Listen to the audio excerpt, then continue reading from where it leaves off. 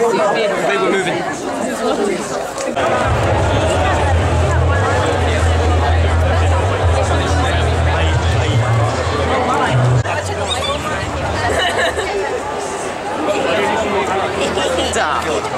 Harley.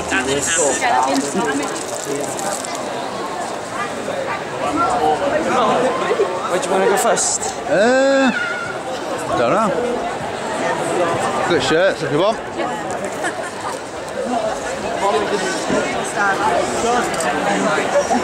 Spawn of the Undead. Nice. Doesn't come into it now. Deadpool. I do that if you get absolutely desperate. You having a Q&A?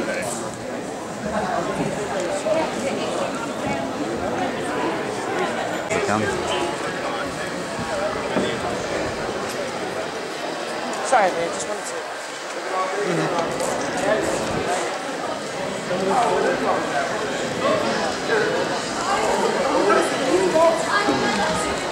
Yeah, comics.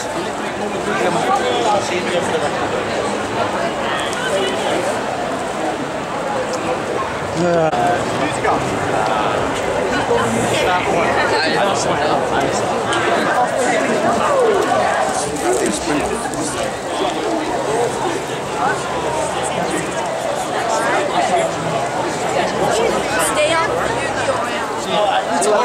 Yeah.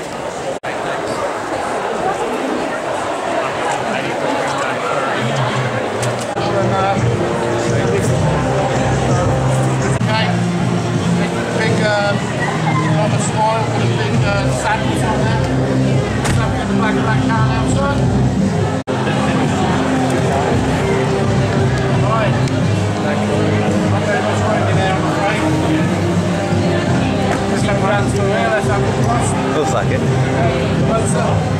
Really, really sad. Not that sad.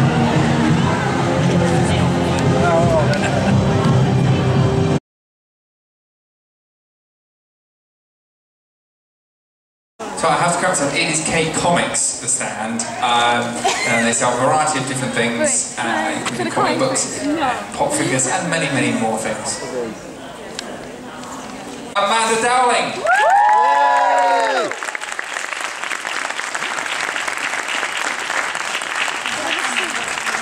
Alexandra, sorry. I misread my own notes. I'm now banned. Sorry, it's a dark item. Sorry, thank you very much for joining us today. I understand that you were in the theatre last night as well, performing, so thank you very much for making the trip up from Bath today to see us. No problem. And it's a big week for you guys as well, because it's the airing of the last 2 episodes of the Musketeers, and kind of brings to an end both of you's journey with the show. Is it kind of bittersweet feeling now that you've come to that point? I think, well, because we finished filming it like last year, it ended for us a long time ago before it's ended for everybody else, really. But I would say it's come to a nice end. 3 years was obviously a long time, and I think it's good that we can all now move on. It's come to a completion, and then we can all move on and do different things. So, but it was a lovely time and a great time to look back on, and lots of memories. So, yeah.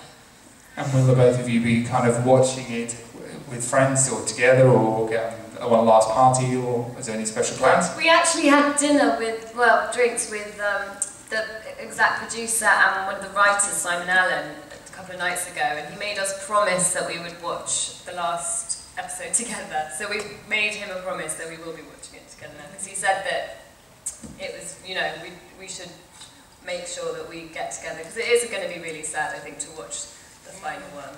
It would be nice to have, to be doing it together, because it's been so much. End of an era. So much the show is about, for us, was about making those friends as well. That, I think it's nice to do it together. So we'll try and gather as many of us together as possible, I think. Tomorrow night, yeah.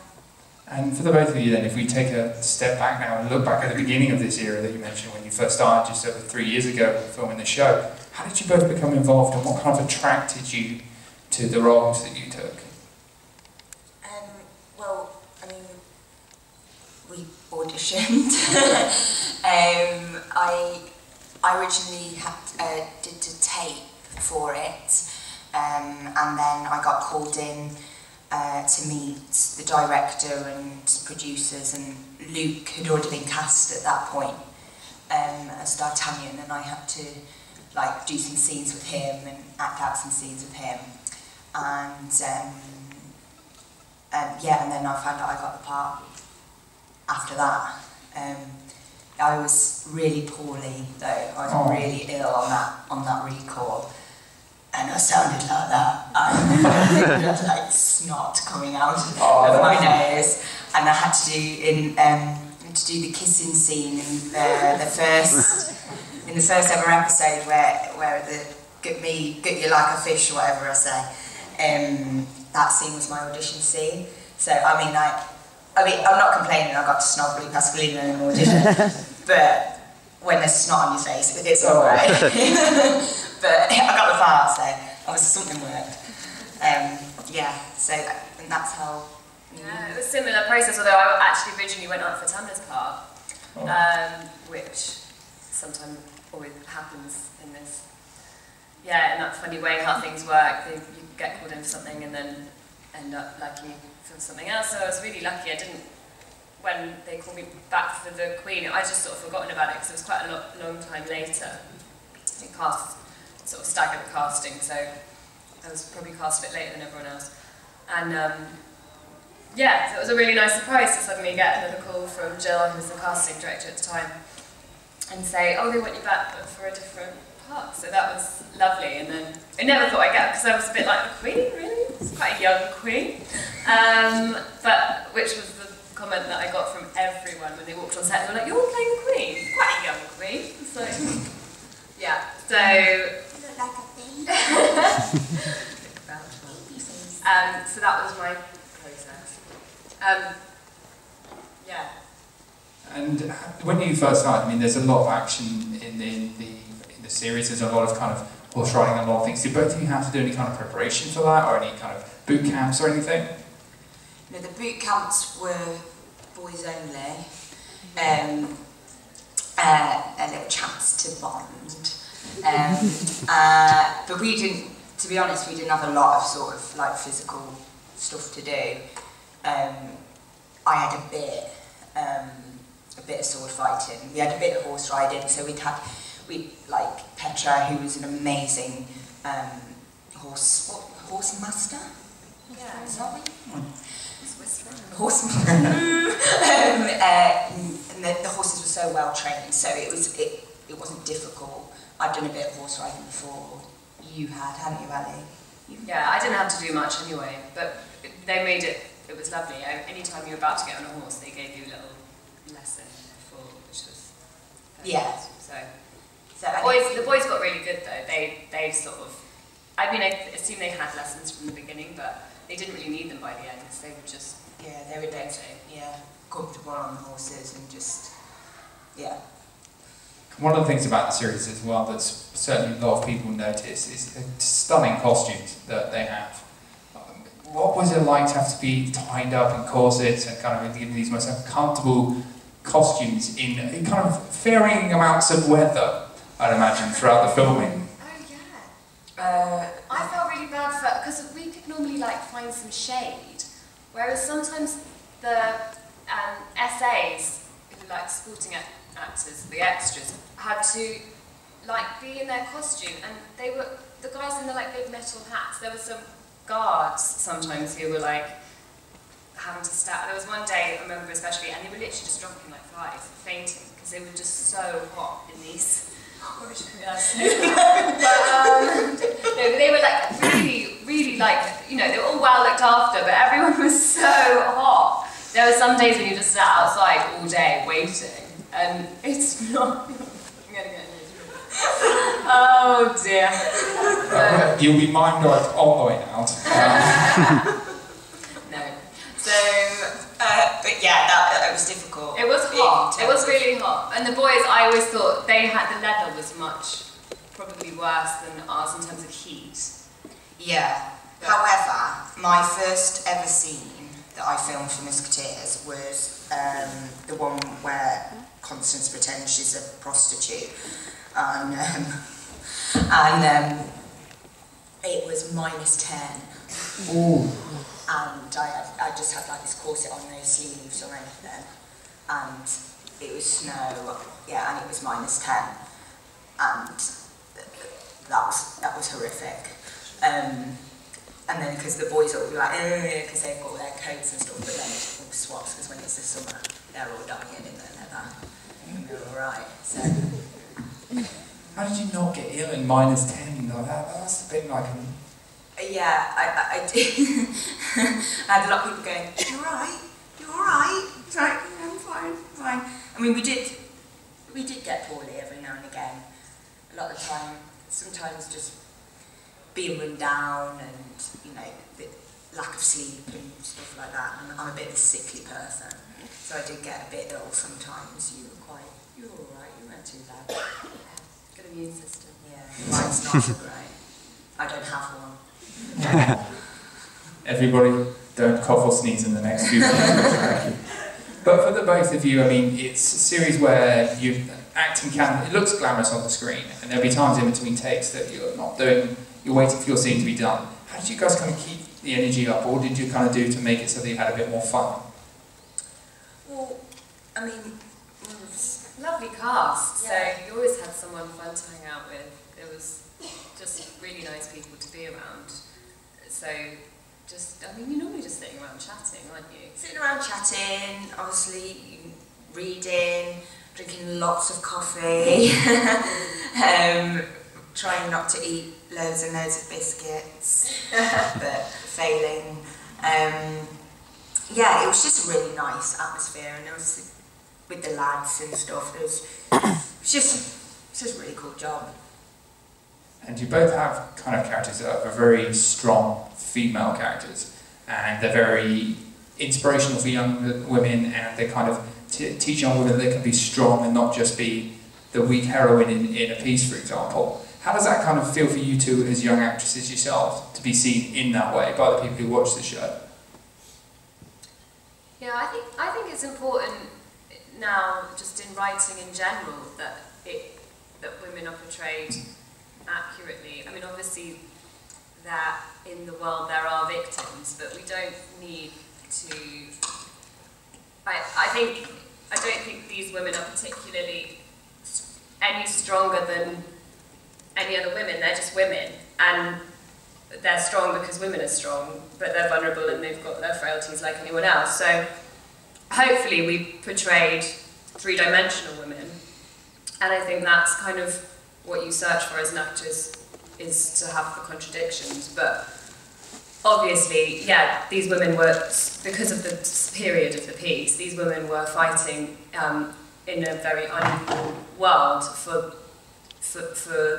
their kind of own happiness and own freedom, and that's still the case for many women today. We're still not completely there. So I think it's really important in whatever show it's in that fight is going on some level, but hopefully by not creating stereotypes, or it's just implicit in the writing, which I think the writers did really well, and hopefully we conveyed that. But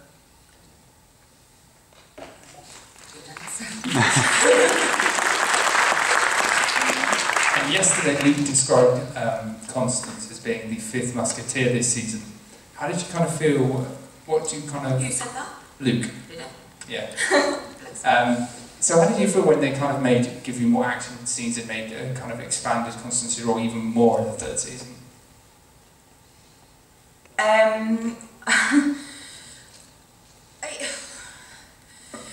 I tell you what I missed was working with Adam. Because what it meant was I was then separate. I was taken out of the palace, put back in the garrison, not necessarily working that much with the boys, but with cadets, and then not working with Ali anymore. Oh. So I was a bit sad. But it was good, and it was good not to play like, oh, wifey, typical wifey, typical love interest. You know, she had a role, you know, she was a leader, so it was fun not to play a stereotype. And yeah, but I miss my friend. We made sure they wrote a scene where well, we didn't make sure, I'm sure they would have anyway. But we were like, we are going to carry on the idea that we're still friends after building that whole thing for a whole series, and then she goes to the garrison and the Queen never sees her again. So I'm glad that that happened, because we were a bit worried when she was going to go back to the garrison that they would just, you know, the Queen would forget all about her. Yeah. And for the both of you, there seems to be you two seem to have built up a friendship, and from speaking to other people, such as Luke, there seems to be really good atmosphere on the set. How long did that kind of take to, that vibe to kind of spread between everybody? And how much more easier does that make your job when you're having to go out there and do long hours every day? Very quickly, we developed a strong relationship as the sort of the main cast. Because you know, obviously the lads had the 2 weeks boot camp in which they could, you know, they were bonded and whatever, and then we came in. But like the majority of my scenes were with Luke, and he's just an absolute dream to work with, an absolute gent, so supportive. I couldn't have, because I was quite intimidated because it was quite a male-dominated set, big crew. So he was great. All the guys were great. Mainly my scenes were with Luke at the start. So those relationships were established very, very quickly. Obviously, we were all staying out in Prague, so we'd socialise together after filming. So we became great friends and supportive of one another. In answer to the how much easier does it make, I think it means all the difference in how much enjoyment obviously you get out of the job, but also just the work becomes easier, because really you just want to feel free as an actor, and it's to take, you know, the only way to get there is by trusting the people around you. So having all the kind of being intimidated and all of that stuff, getting all that out of the way early on, it just made it so much easier. Such a joy. Yeah. Right, we're going to open the question to the audience, so if you have a question, please feel free to stick your hand up and don't be shy. So, let's see, who would like to ask a question? Oh, now you're very shy. Ah, there we go. I knew there'd be a... Right, it's the lady here.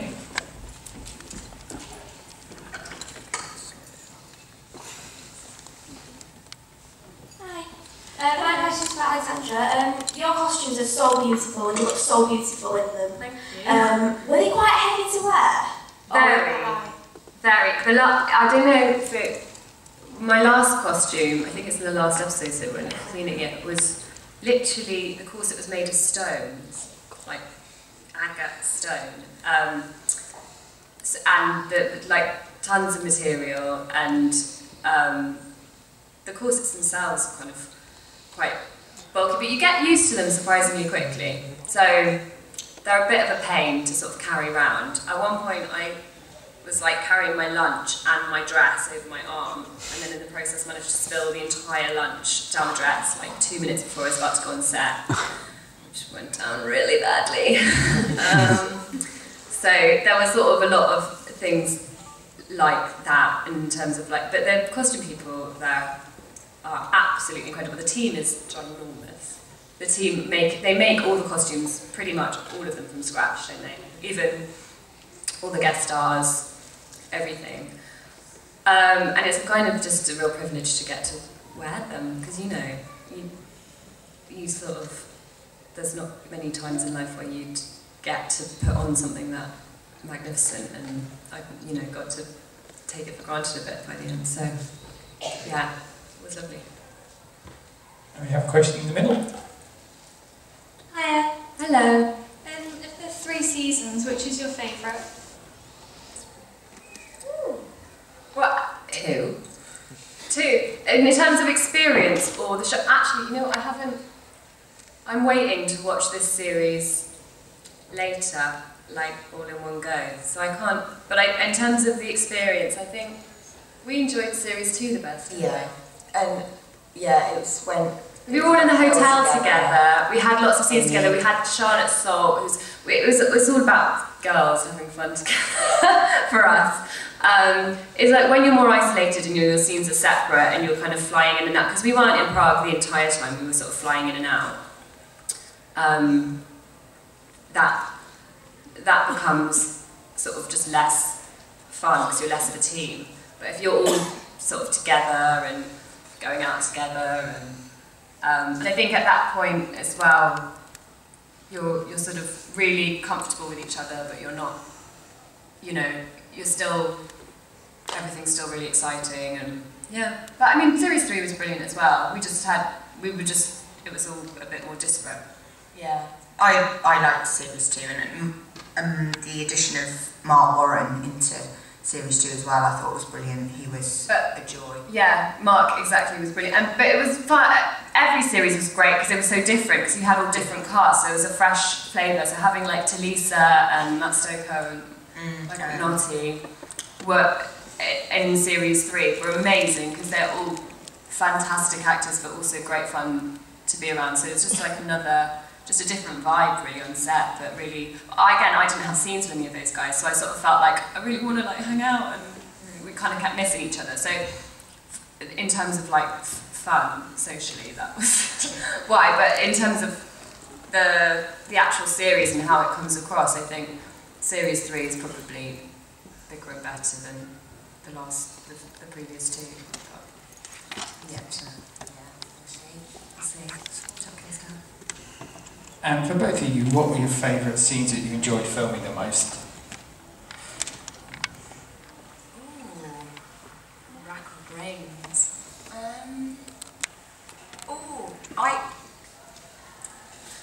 I did, although I just moaned about it being -10, I think it was the first scene that I ever filmed, because I was so like in awe of everything. We were in this old church ruin, the snow, being in Prague, and it was just a really cool memory to have.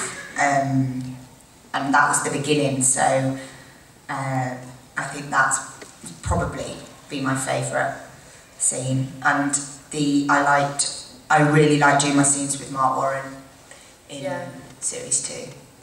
And obviously my wedding to D'Artagnan was great as well.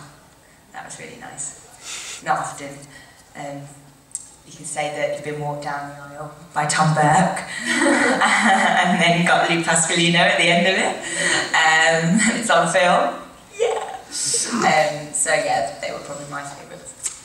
And mine probably, especially this series, all the stuff with King Louis, I really loved that journey of that relationship, how it progressed, and you know, it ended up being a really complicated relationship. There was a real joy to play, and Ryan is an absolutely incredible actor, and hilarious, and a joy to be around on set. So I just felt hugely lucky to go in every day and work with him. So sort of those scenes, I think, towards the end, I really enjoyed that kind of frisson.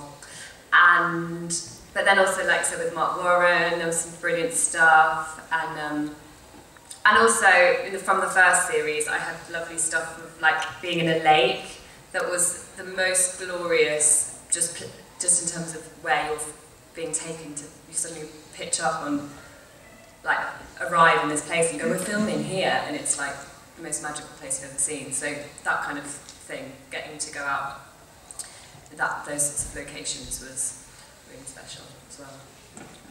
And with there's so many incredible costumes, you said, props and everything else. Was there anything you were allowed to keep, shall we say, or you were given from the show? Tamla might not even know this. I might be quite annoyed.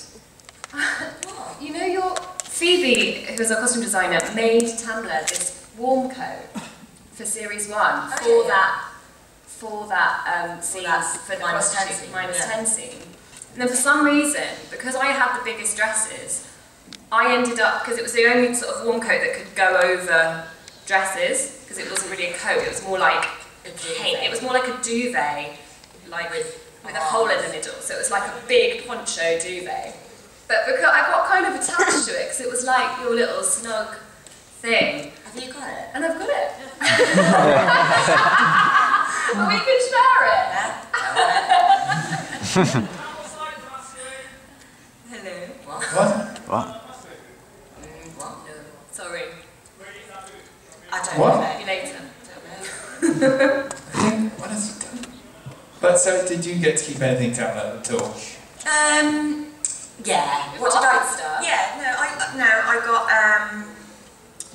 Phoebe made me this wash bag out of my little jacket. I had in the first series I had like this little yellow jacket thing with flowers on, and she made me like a little wash bag out of it. It's like a sentimental thing. And then in the third series, yeah, I got to keep my necklace which had a gun on, and some of the little bits and pieces. But no, we didn't keep the corsets. I mean, They were all too big to take when home. am I going to whack one of those on? Well, do you know what? You say that, and then literally a month later I got home and I was invited to a themed Kings and Queens wedding. So it's quite seen. You know, how have I imagine out of all the people I don't have a costume for a living wedding. Yeah, but they're too big to take home really. Probably could have done. To be fair, you're probably sick of the sight of them after being in the film and you're like, I just want to get rid of them. It's probably Stink. didn't have a bonfire with them all thrown on there just cheering. I've got some quite cool like lace netted fingerless gloves that I will never wear. Maybe for dress up. What? We have a question down the front.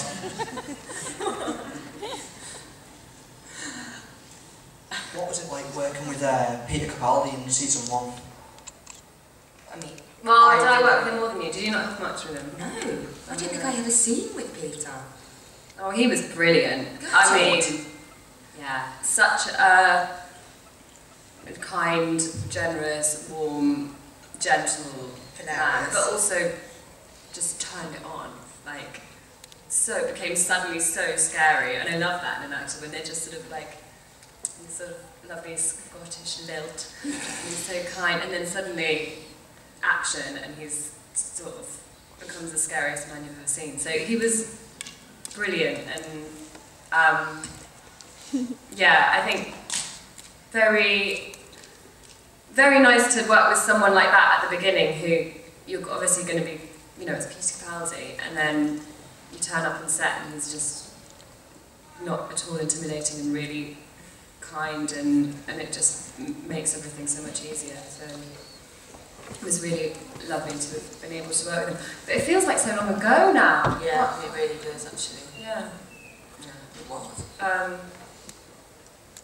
Yeah, but he was perfect casting for that part as well. He's such a great cardinal. It's just got eyes. Aside from obviously the last episode which you've been watching together, have you watched any of the series at all? And then when looking back, you go, I did that? And you're kind of like, wow. I did that. Yeah, so I watched series 1 and 2. I've watched a few of this series. I need to catch up because you sort of forget what happens. Like, obviously you read the scripts and you said, but because we filmed it so long ago, I've forgotten what happens. When you watch it, you go, oh yeah. And then you like remember what other people's character journeys are and stuff. So I do need to do a bit of catch up on this series before tomorrow night. So I might have to binge. Is that really sad to binge watch your own programme? God, yeah, but I'm going to have to because I can't remember what happens. I think it is actually the best bit is watching all the bits that you never saw, because obviously it's nice kind of watching it back and seeing your bits, but there's so much of it that you just never were there for, so you didn't see, and I think that's that's always really nice because it's so different to how it was on the page, and then you see it brought to life. So it's what you get to meet as well. Yeah, like actors stars, and yeah. and You don't see them. so that bit's. But yeah, I mean, I hate watching yourself. Oh yeah, watching yourself is so fast forward and then, but it's horrendous. but it's nice to watch it in terms of seeing the whole show, like how it comes together. And the show, it's got a worldwide following, it's popular across the globe. When did you kind of realise how popular the show had become? I think via Twitter and social media, I think. We've got such a sort of cult following, and it sort of comes through on social media. Yeah. Excuse me, I've just got some water now. Yeah, social media has made it. Sorry, I'm not going to be sick. Imagine.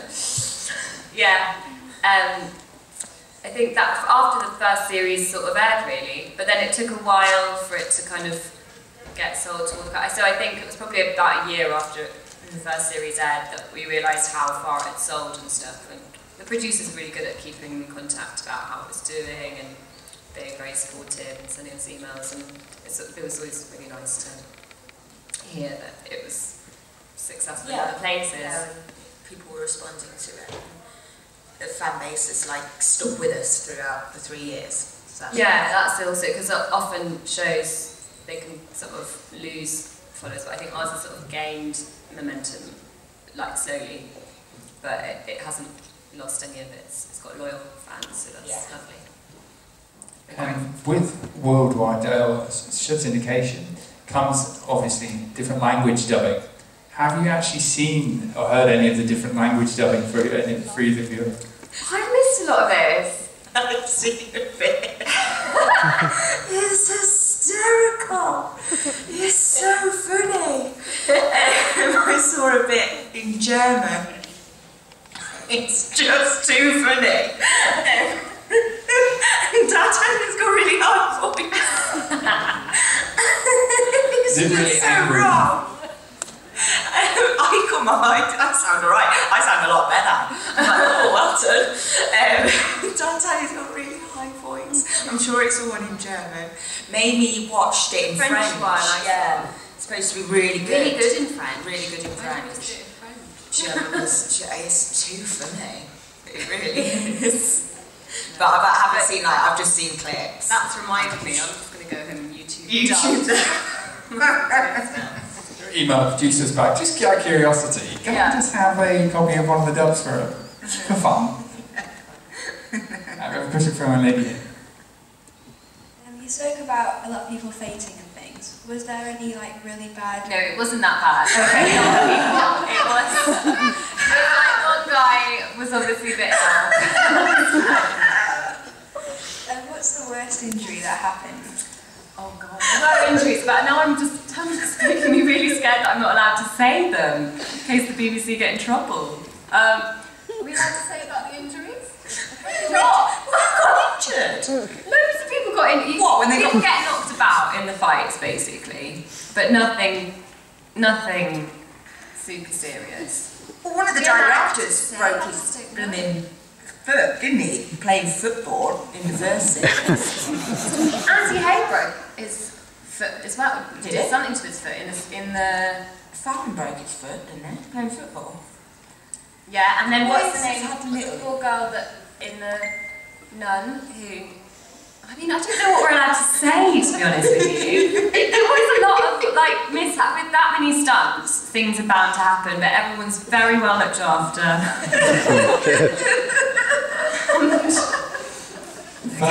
Top-notch medical attention when anything goes. Oh God! His face was dropping. Never gonna get employed again.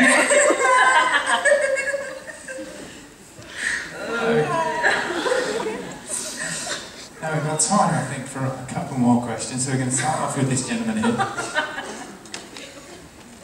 Hello, I'd like to ask you if you could recall any particularly funny outtakes or plug lines that you might have had during filming. Outtake. There were. We had outtakes tended to be, because they did like a reel of them at the end, at the rap party each year.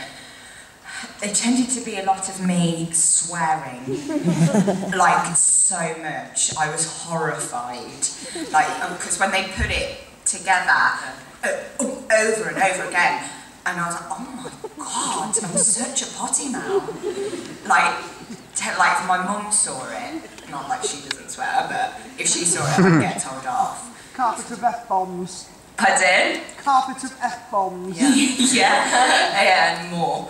And lots of like before cameras roll, well they're rolling but they haven't said action, so you're there and you're waiting to do your scene and you're going putting stupid faces, or you're looking in the camera and you're going like that. You're going but in terms of it's laughing, a lot of corpsing. Yeah, I mean, I fell off a horse. It wasn't funny at the time. It was terrifying. But you were caught though with very good-looking. I was caught by a really fit swim guy. Literally just before I hit the floor. It was amazing. But it was the outtakes tended to be people forgetting lines or messing up, like, or just we can't say that because it's swearing as well. Which? Rupert Everett on the counties. Yeah. And what about Hugo with the what was the name? What was the name? Oh my god! Oh, what was his name? Hugo had a name. It was very long. He had this line and he just couldn't. And he said the name, honestly, probably 20 times. What was the name? Anyway, yeah, people just not being able to say things. Say them. And then just spit their but words then out. once you get it wrong one time, it's like you get the fear that you're going to get it wrong again, and that everyone's under a lot of time pressure. So you really got to like. Yeah, and then once you start laughing, that's it. Then you're gone. It's just So it tended to be a bit those kind of things. Bit boring, but you know. Were there any pranks that were played on set at all? The boys used to hide from each other and things. They used to play. Luke was a bit of a practical joker. Yeah, they all did it to each other. Yeah, they did it to each other. They would. I just remember a lot of them hiding and jumping out on each other, and you know. That extended to like offset as well, though. Yeah. People's apartments. Apartments like hiding in the middle of the street. Yeah, that was mainly the boys. We were very professional, weren't we, Harry? Yeah. We have a question from a lady here. Out of all the villains that you've had in the series, did you have a favourite one? Or is there one you would have loved to have seen the back of sooner? Well, I keep banging on about Mark Warren. But yeah, Rochefort. I just thought he played it just right. Just on that, teetering on the edge of madness. Yeah, slightly camp. It's like I just thought he was brilliant. Really, really brilliant, and a really great addition.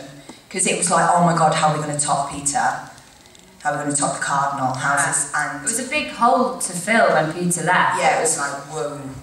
And people didn't, it was a real blow to the show. And then actually, what producers have said since, it was a blessing in disguise, because it's meant that we brought such brilliant people into the show that we wouldn't have got otherwise. So. And then Matt McNulty, who plays Grimmo in Series 3, he's just electric on screen, but he's the nicest guy. Again, why is it always the most gentle, lovely, kind soul that plays these vile characters? But it's just so lovely. So, yeah. And Rupert was hilarious. He was. As you'd imagine him to be. Yeah. So that everyone was great, like, you couldn't pick between them, but in their own ways. But in terms of sort of, it was nice having Mark playing the sort of one villain the whole way through. We had so many different villains this last series. So I know, everyone's a villain. Trust nobody. Yeah. Ladies and gentlemen, please join me in giving a massive round of applause to our two ladies from the Musketeers.